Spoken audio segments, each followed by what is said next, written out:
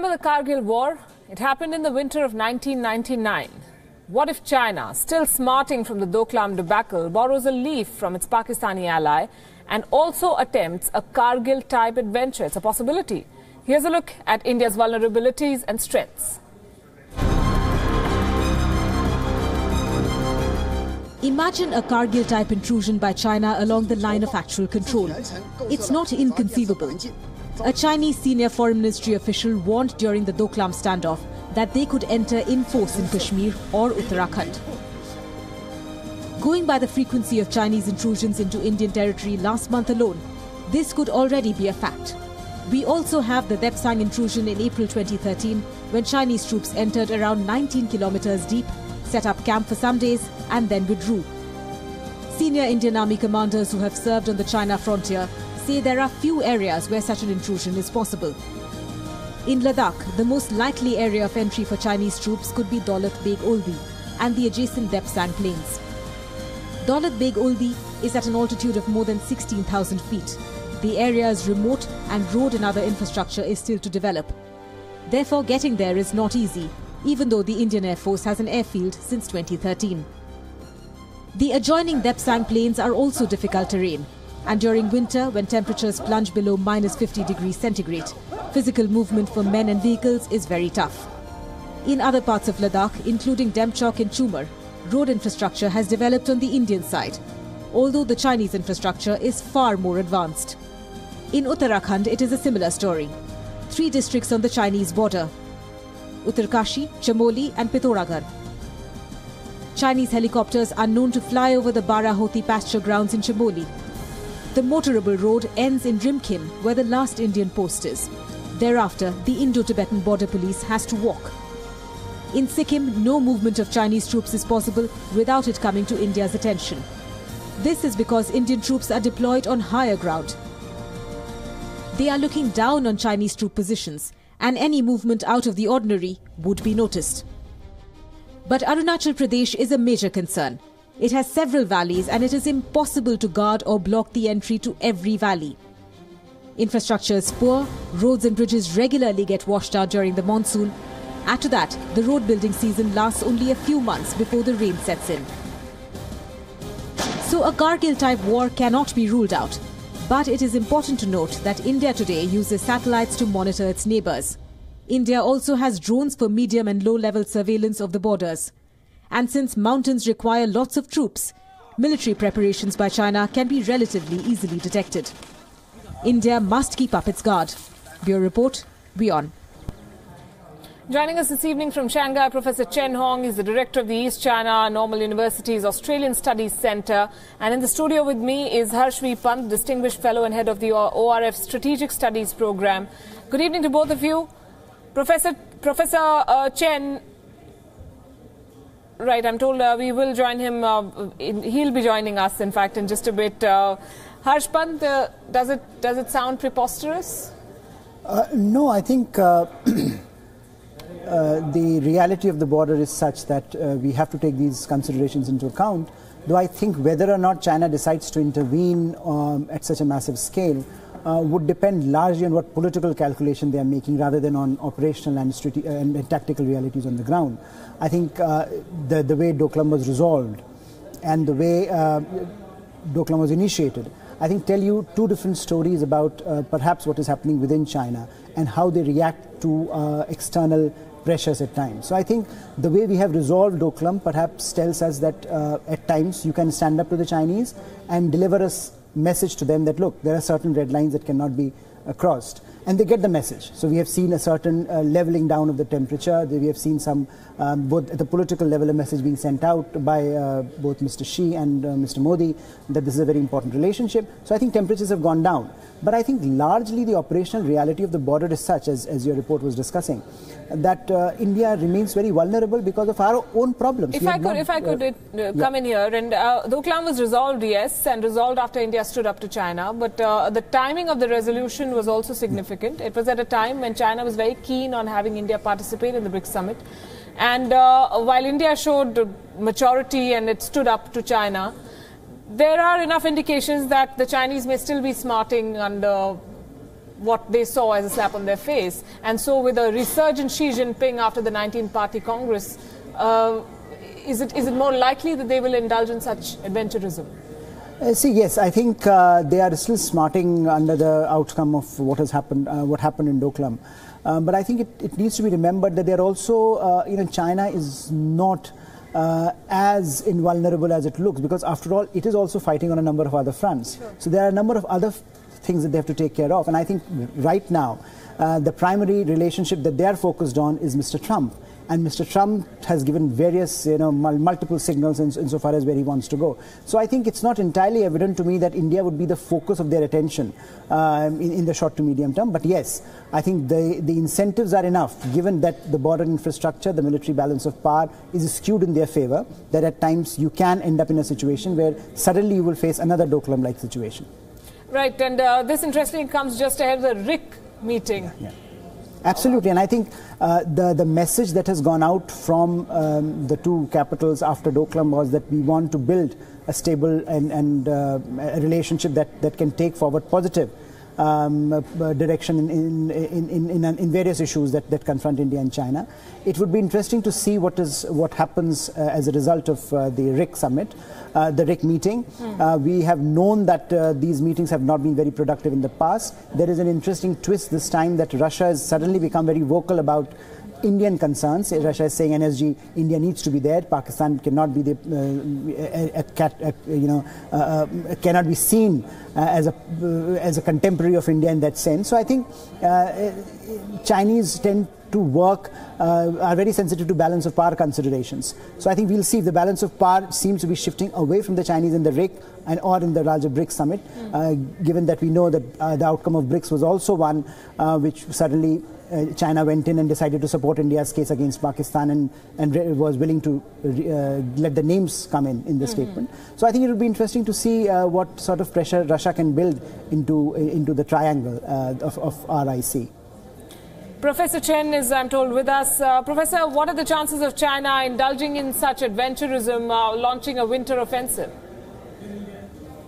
I don't think I should not say this is a winter offensive, because according to my understanding, actually, also according to the spokesman of the Ministry of Defense of China, actually it was stated very clearly that since the Doklam region is Chinese sovereign region, so territory, so that actually there should be no argument for China to deploy its troops. So in its true sense, that actually there's no dispute, and also there should be no dispute that actually China deploys its troops in that region, and this is not a winter offensive at all.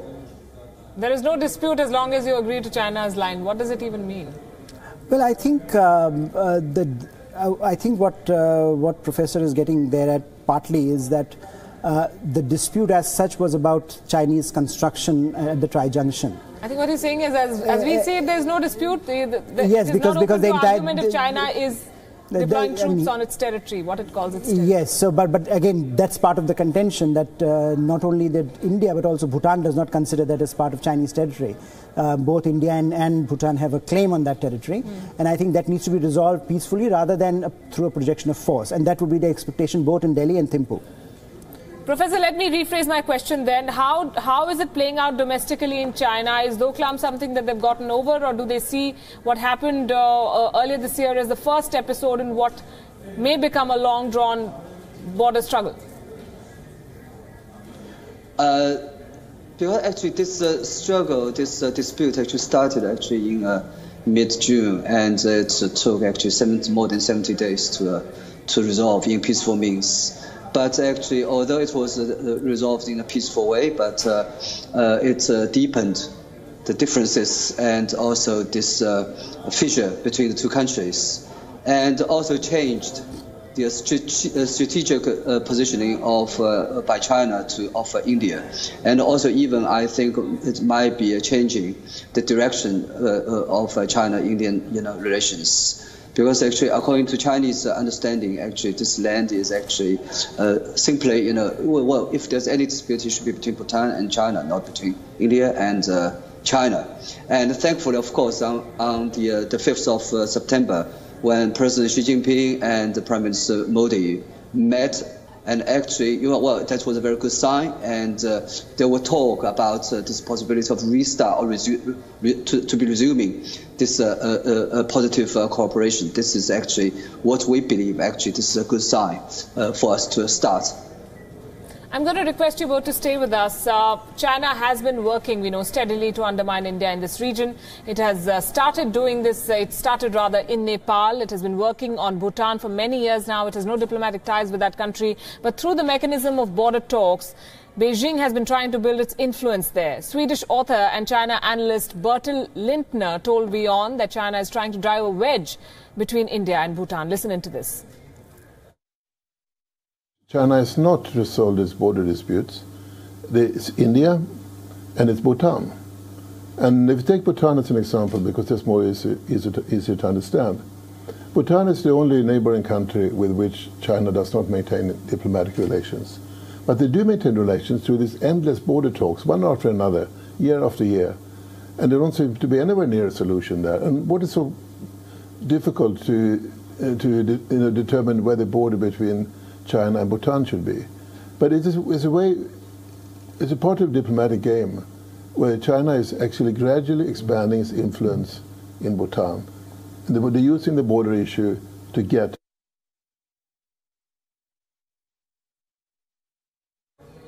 Do you agree with what he's saying? Absolutely. I think, a large part of the responsibility lies with us, with New Delhi, that we have not been mindful of our concerns of our neighbors. And I think there is a growing constituency in Bhutan that sees the future with China. And this is very dangerous because not that Bhutan wants to have a relationship with China, which I think is the right of any sovereign country. But I think that the direction of that relationship, especially in a context where you have a situation like Doklam can arise any time. And both Bhutan and India in many ways have significant similar interests. But I think what has happened post-Bhutan perhaps is a recognition both in Delhi and Thimphu that they need to work together. So I think the visit by the Bhutanese monarch to India signaled that the two countries are now on the same page with respect to China, because the kind of initiatives and the kind of discussions that he had at the top level with the Indian government, though he's only the nominal head of the government right now in Thimphu, suggests that the two countries now get it. And I think this is a good beginning, if at all, if only it has come after Doklam. Perhaps that would, that was supposed to be. But I think if that happens, it's a good start.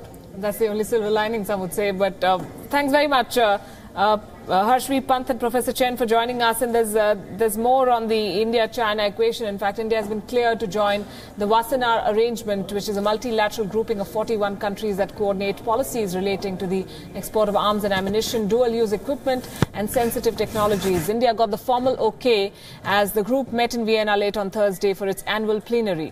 A statement released at the end of the meeting said, and I'm quoting, Wassenaar Arrangement participating states reviewed the progress of a number of current membership applications and agreed at the plenary meeting to admit India, which will become the arrangement's 42nd participating state as soon as the necessary procedural arrangements for joining the WA are completed. You're watching Gravitas. 2 days after US President Donald Trump recognized Jerusalem as the capital of Israel, West Asia is on edge. Hundreds of Palestinians clashed with Israeli security forces in what they call a day of rage against the US president's decision. The worst violence was in the West Bank, in the cities of Bethlehem and Ramallah. The Israeli forces fired tear gas and rubber bullets at demonstrators as they burnt tires and posters of Trump and Netanyahu and threw stones. At the security, at the security forces, one Palestinian has been shot dead by the Israeli army in clashes in Gaza. Remember, Palestinian political groups had called for massive demonstrations in the West Bank, the Gaza Strip and East Jerusalem after Friday prayers. Hamas has already called for a new intifada or uprising against Israel. US President Donald Trump's seismic policy shift on Jerusalem also provoked outrage elsewhere in the Arab and Muslim world. In a Palestinian refugee camp in Syria, protesters burnt American and Israeli flags. Hundreds of angry Egyptians took to the streets, burning Israeli flags and chanting slogans like, Jerusalem is Arab. In Afghanistan, protesters called for unity among all Muslims to carry out jihad against the US and Israel, burning flags of the two countries in protest. Somalis protested after Friday prayers, condemning Donald Trump's decision to recognize Jerusalem as the capital of Israel. In Bangladesh, Muslim protesters took to the streets holding demonstrations against Trump's decision. Meanwhile, U.S. Secretary of State Rex Tillerson met with Lebanese Prime Minister Saad al-Hariri in Paris today. This was the first meeting between the two nations since Donald Trump's announcement. Lebanon's Hezbollah group joined calls for a new Palestinian uprising in response to the American recognition of Jerusalem. Tillerson said that U.S. embassy will not be shifted to Jerusalem in the next 2 years at least. This will take some time. We have to acquire a site.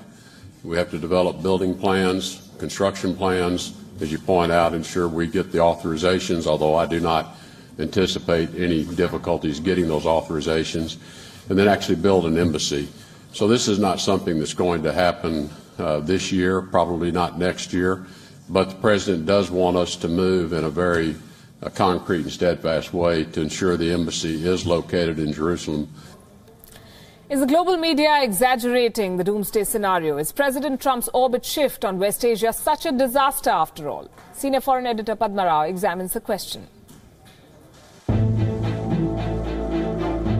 Outrage is a hallmark of our times, especially the vitriol and venom reserved for the most controversial and provocative president of the United States. But the anger that has erupted across the world and set ablaze the social media this time is a more primeval one. It centers around a city which exudes spirituality to three of the oldest faiths in the world, Jerusalem. Mr. Donald Trump has gone where most Western angels fear to tread. From Canada to Japan, from Europe to other parts of Asia, Western and Eastern allies of the United States have denounced Washington's decision to recognize Jerusalem as the capital of Israel for the first time in the history of the Jewish state. Even the United States' closest friend, the United Kingdom, which is unanimously criticized to date for leaving its trademark of divide and rule in the Holy Land, has disapproved of the US president's announcement. Travel advisories against both Palestine and Israel are being published rapidly. Doomsday warnings about an imminent explosion of anger in the Middle East and in all Islamic countries are cluttering the social media, and almost as if on cue, thousands of protesters are gathering on streets across the world. But is this angst justified? Are the Israelis and the Palestinians incapable of seeing through the challenge thrown at them by the move to talk and seal the status of all contentious borders, including what the United States President himself acknowledged, those that divide Jerusalem itself into a Palestinian East and a Jewish West? Let's take a look at the key players on both sides. On the one hand, there's Israel's Prime Minister Benjamin Netanyahu, who is facing multiple graft probes. If elections were held tomorrow, the 68-year-old master politician would not survive in office for another term. He has been accused of trying to push through a bill in parliament to prevent the police from recommending his indictment in the probes. A popularity poll by an Israel daily just days ago indicates that his has further dropped to 26%. The Prime Minister badly needs a boost, a grand gesture. Successful peace overtures and easing of Israel's stranglehold on the Palestinian Authority's designated lands and eventually agreeing to share Jerusalem as a twin capital may not win him accolades from hardliners, of course. But domestically, he has little to lose. But such a move would boost Mr. Netanyahu's enormous international success even further and win the confidence of the man he's been criticized for trying to emulate, President Donald Trump himself. On the other hand, there is the Palestinian President Mahmoud Abbas. Saudi Arabia, which is normalizing relations with arch-enemy Israel, summoned Mr. Abbas to Riyadh last month to persuade him to accept a peace plan drawn up by President Trump's special advisor, his own son-in-law Jared Kushner. Even the Palestinian militant organization Hamas seems anxious to shed its fatigues, lay down its guns and gain mainstream acceptance. Being taken off the American list of designated terror organizations would be a huge boost, but that would require some give and take. While Israel stands isolated in welcoming Mr. Trump's announcement, Hamas has publicly announced an intifada, an uprising against Israel. Mr. Abbas has joined his counterparts across the Islamic world in denouncing it. But it is important to note that even the growing network of Middle Eastern Muslim countries whom Israel Prime Minister Netanyahu has masterfully managed to lay the foundation for formal bilateral ties with, such as Saudi Arabia, are among those countries. And that in turn indicates that much of the official condemnation may be routine lip sync over a conflict most of these countries have long stopped caring about anyway. So is President Donald Trump's announcement the disaster it's being made out to be?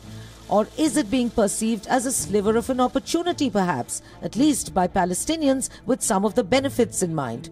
And by Mr. Netanyahu's influential new Middle Eastern Islamic circle of friends? Whether East and West Jerusalem will ever live side by side along the lines of, say, the Vatican City or San Marino and Italy is anybody's guess. But one thing is for sure, the sandstorms of Islamic outrage may churn for a while, but the prospects of good weather have never seemed brighter. Padma Rao, WION. Joining us this evening from Tel Aviv, Mayor Javed Anfar is a West Asia analyst. Peter Heinlein, senior White House correspondent for the Voice of America, with us from Washington, and from Kentucky in the U.S., Clayton Tyne, associate professor at the University of Kentucky. Good evening to all of you. Mayor Javed Anfar, let me begin with you. What's the situation like on the ground? How much tension is palpable in Jerusalem and Tel Aviv? Well, in Tel Aviv, we don't really feel people went about doing normal things, but there is a concern. There was a concern. Today I attended a ceremony with the Festival of Hanukkah, full of light, and my as a nurse, and some of the parents talked about the fight today in Jerusalem. It's going to lead to violence. What's going to be the term impact of this decision of demonstration by the Palestinians? Of course, about instability, not in terms of the security, but making lessons that the industry is of importance for the Israeli economy. We're approaching Christmas right now, and these industries are not going to do the tourism industry any favors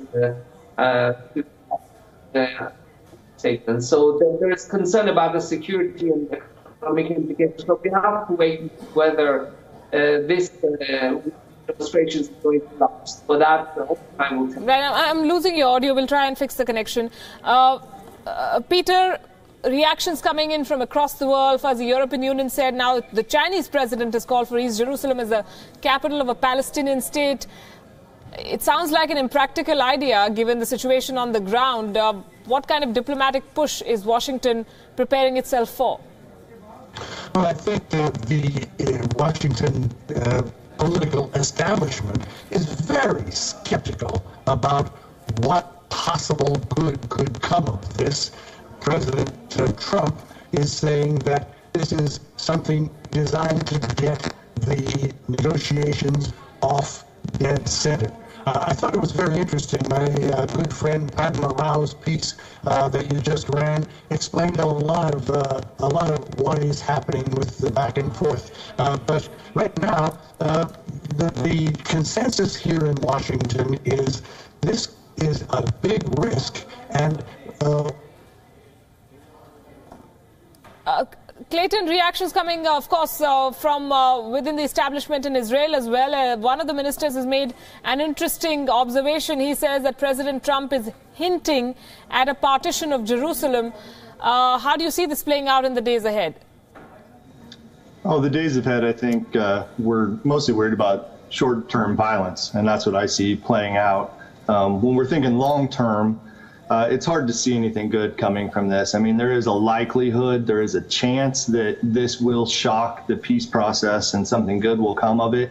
I have a hard time thinking that's what's going to happen. I think it's more likely we're going to get the intifada that's called for. That's the greatest fear. So in terms of ways that we could shock the peace process, I mean, I think President Trump's correct in that it's been a long time since we've had much movement, and we want a change. But I just don't think this is the right move to make that change. And the diplomatic push, the question I asked Peter earlier, the Arab League is meeting tomorrow. The European Union is in a huddle. The United Nations wants to meet many of the Permanent Security Council members to respond to this. Beyond the token protests, what do you expect?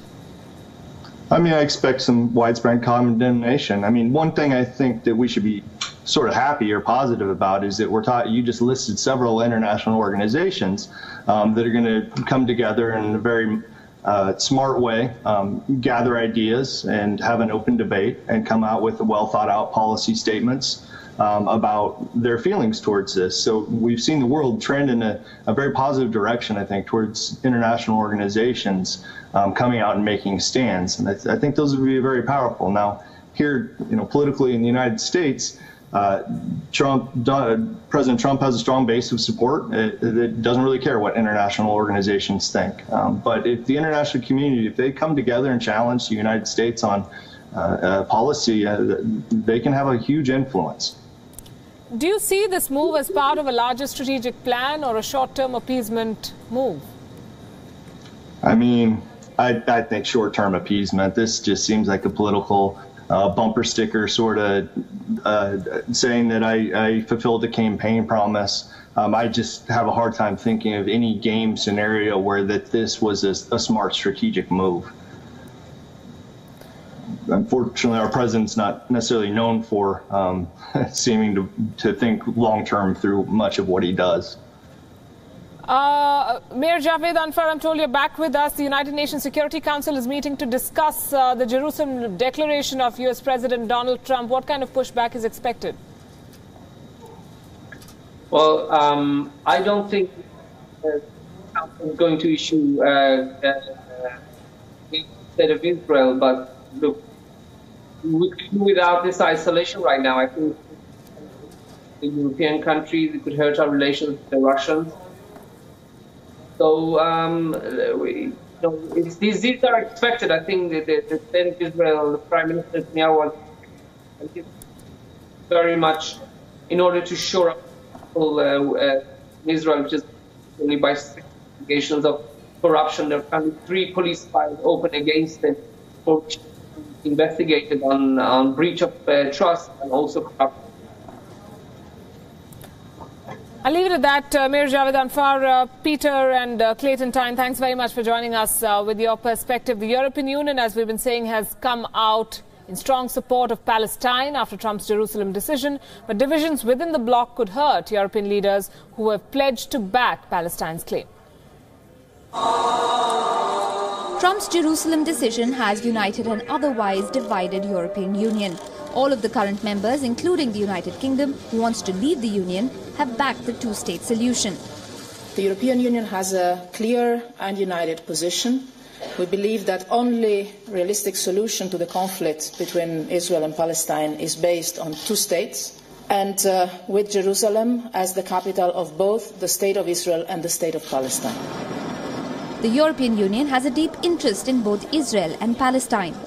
The EU is a member of the West Asia Quartet, along with the United States, the United Nations and Russia. It's also the biggest aid donor to Palestinians and Israel's top trade partner. European leaders were quick to criticize the US president after his Jerusalem announcement. The British Prime Minister Theresa May said that Trump's decision was unhelpful. Meanwhile, the French President Emmanuel Macron called it regrettable.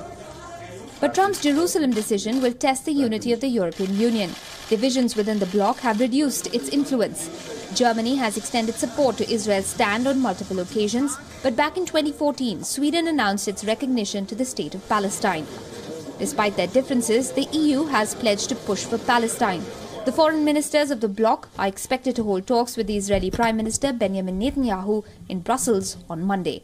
Bureau Report, WION. The world has not taken US President Trump's decision to shift the US embassy from Tel Aviv to Jerusalem, the contested holy city, very well. The United Nations Security Council is meeting to discuss the matter, and understand if there is a need to take any action. 8 out of the 15 members have requested this meeting. France and the UK are the only 2 permanent members which agreed on calling the meeting. 6 other non-permanent members, Bolivia, Italy, Senegal, Sweden, Britain and Hungary, joined the call.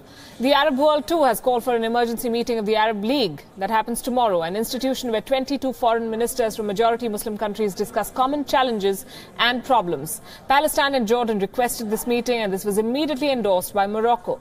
The League will meet on Saturday to plan out a common reaction to the embassy move. In earlier statements, the Arab League had said that the recognition by any state of Jerusalem as Israel's capital city or the establishment of any diplomatic mission would have been seen as, and I quote, a blatant attack on the Arab nation and Palestinian rights and a serious violation of international law. Turkey, which currently chairs the Organization of Islamic Cooperation, has called for an emergency meeting of the OIC next week. The Turkish president has been among the most vocal critics of Donald Trump's decision. Shortly after Trump's speech, he said that any change in Jerusalem is a red line for all Muslims. The OIC will meet in Istanbul at a time when relations between Turkey and the US are at their lowest. Turkey accuses America of supporting the Syrian Democratic Forces, a group Ankara labels as terrorists.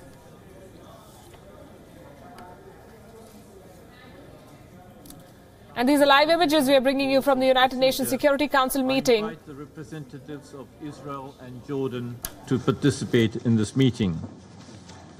It is so decided. I propose that the Council invite the permanent observer of the Observer State of Palestine to the United Nations to participate in the meeting in accordance with the provisional rules of procedure and the previous practice in this regard. There being no objection, it is so decided. In accordance with Rule 39 of the Council's Provisional Rules of Procedure, I invite Mr. Nikolai Mladenov, Special Coordinator for the Middle East Peace Process and personal representative of the Secretary General, to participate in this meeting. It is so decided. Mr. Mladenov is joining today's meeting via video teleconference from Jerusalem.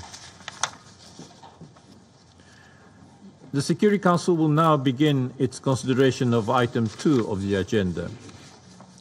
I now give the floor to Mr. Nikolai Mladenov.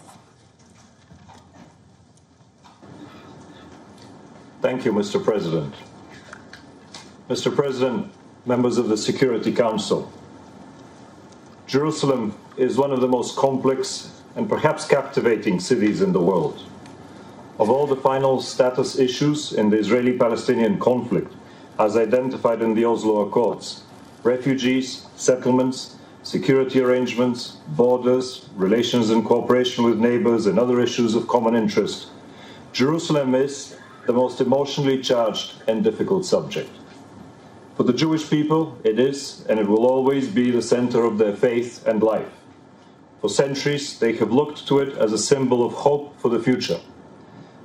It is also the center of life for Palestinians, and since the occupation of East Jerusalem in 1967, many have lived in fear of losing their livelihoods and their connection to the city.